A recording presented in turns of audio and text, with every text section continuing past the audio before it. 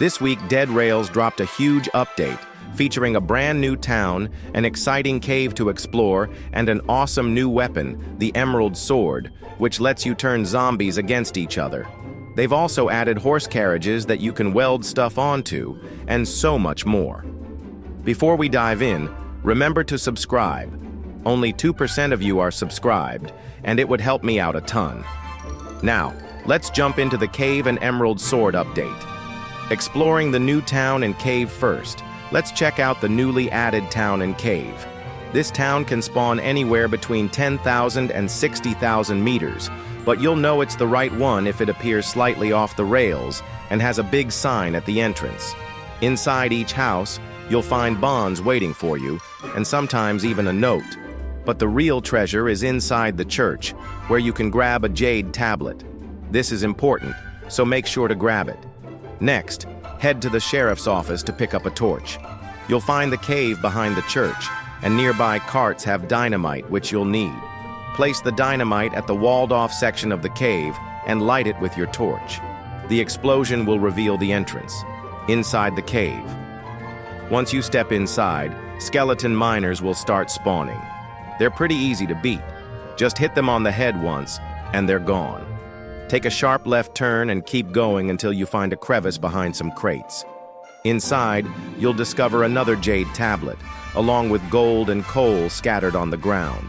You can also find new ores to mine. Beware of the cave zombies. They carry dynamite and can kill you in one shot. They're fast, so be careful.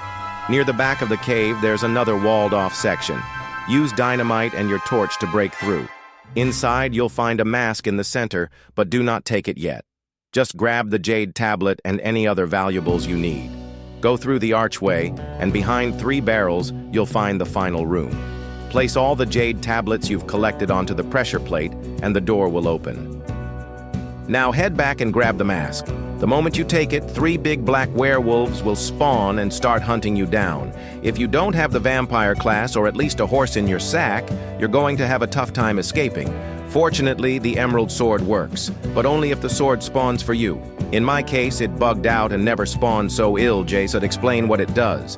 When you kill a werewolf with it, there's a high chance it'll start fighting for you.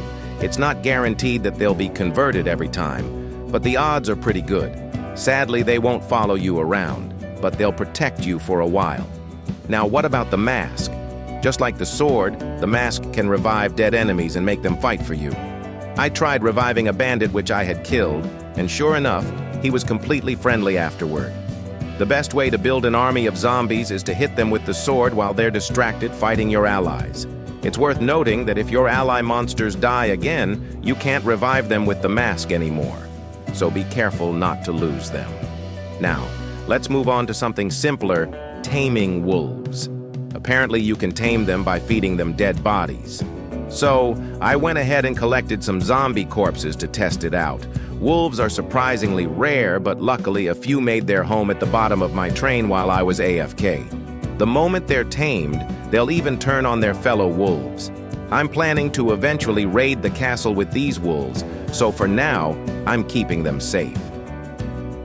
Final thoughts. This update is insane. The Emerald Sword and Mask give you almost limitless power, but it definitely takes some skill to use them effectively. Whether you're storming castles, taking down entire towns, or taming wolves, there's just so much potential. Let me know in the comments what you'd like me to try next. And if you enjoyed this video, make sure to subscribe and drop a like. It really helps me out. Thanks for watching, and I'll see you in the next one.